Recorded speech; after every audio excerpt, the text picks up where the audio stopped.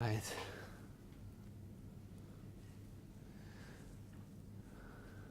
Shall we continue? Okay. I know you want to go home as well. It's Friday. Yeah, let's continue.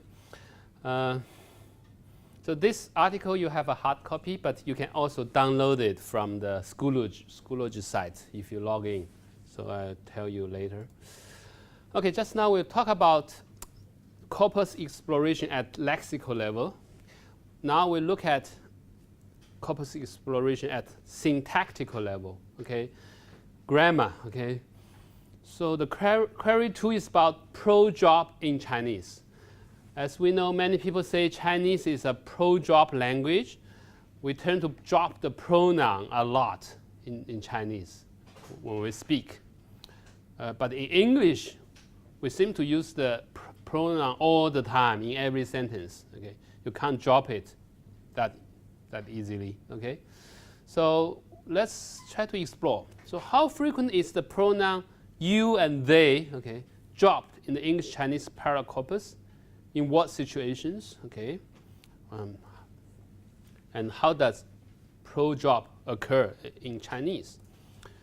Okay, because you and they are so frequent, right? So when we search the corpus, we will get thousands of examples. So in this case, we only search for 500 examples. So we got 501 examples of you from the English novels and 500 examples of they from the English novels, okay? And then we try to look at the word you translated into 你 or the 你们 in Chinese. So out of 500, 450 were translated into 你 or 你们. This sounds a bit weird, like, wow. So the pronoun is not dropped in Chinese then, right? Well, I think there is a reason for that, because these are Chinese translation of English novels, right? So when the translators are translating the novels, I think unconsciously they are affected by the English language. So they tend to keep the pronouns like the English sentences.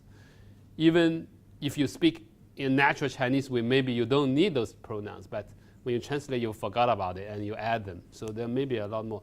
But I suspect if you just search the Chinese corpus, like all the Chinese novels, there will be a lot more pro-job cases, okay, in the Chinese corpus.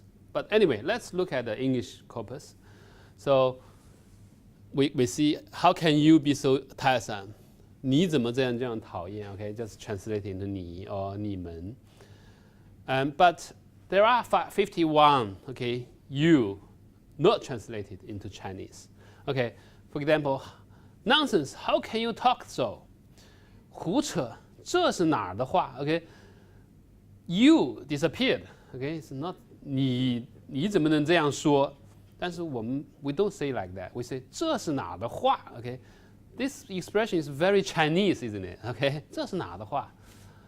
And if you just think about it, it's not easy to translate that into English, okay, easily. But now we see, oh, how can you talk so? Is the English version, okay? 这是哪的话? And you should have it in few words, okay? 这只需要三言两语就可以说明白, okay? Okay, they use the character 这, okay, to mean you something. And it seems quite often in face-to-face dialogues, we tend to drop you in Chinese. Like, you had much better dance. You are standing in front of me. I don't need to say you in Chinese. 还是去跳舞吧. 不要说你还是去跳舞吧. Okay, we don't say that. We just 去跳舞吧. Okay, no need to say you. But I think this also occurs in English imperative sentences. Go dance. It does happen. But in Chinese, it's almost always like we never use 你 in these situations. Okay. And tag question. Okay. In English, we have tag question. So you like this man's sisters too? Do you? Okay. Do you? It's unique in English. We don't have this in Chinese. Okay. 你喜欢那位先生姐妹吗 ？OK， 妈就搞定了。OK。Do you? We don't say. 你是吗 ？OK， this doesn't make sense. It's not economical. OK. Pro drop. OK. Tag questions all dropped. OK.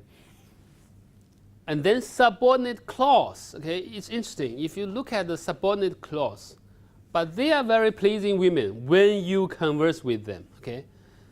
When you is a clause. OK.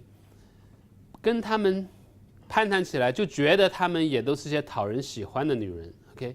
就觉得 you don't need to say 跟他们攀谈 you don't need to say 你跟他们攀谈，不需要 no need you it's natural of course it's you talk to them okay the pros drop here you could not have met with okay you could not have met with a person more capable of giving you certain information on that head than myself. You could not have than myself. Okay, but in Chinese, 说起这方面，谁也没有我知道的确实，谁也没有我知道的确实。You disappeared. Okay, we don't talk about you. We talk about me. Okay, the focus is me. It's not you. Okay, so the focus seems to have switched. Okay, in Chinese, we want to focus on me. I know more. Okay, but in English, you say you. You couldn't have met someone, okay? Do you, okay? Which of the two do you call my little recent piece of modesty, okay? 我刚刚那么几句谦虚话，究竟是信口开河呢，还是转弯抹角的自夸 ？Okay? We don't need you here. Just judge on this. You don't need to say 你怎么认为呢？ Just directly without the pronoun. Okay. Also, sometimes you will change into 自己. Okay. In running away without telling us that you were coming out. Okay. 你也太对不起我们了，只顾自己出来。Okay. You were coming out. 自己 is you. Okay. 只顾自己出来。So sometimes you becomes 自己。And also, sometimes if it's a long sentence with you appearing several times, quite often in Chinese, you only appeared at the very beginning, and after that, it's all dropped. Okay, like here, are you consulting your own feelings in the present case, or do you imagine that you are gratifying mine? But in Chinese, 在目前这种情况下，你是在照顾你的情绪呢，还是想要使我情绪上快乐？ So the second part, you don't say 你还是想要使我 you don't need, okay? Because you occurred once, that's enough. We don't need to use it again in the consecutive sentences. Interrupting you, okay? Pardon me for interrupting you. But again, it's interesting. Chinese turned into 我，让我插句嘴，你变成了我 okay? I don't know why, but something's weird happening.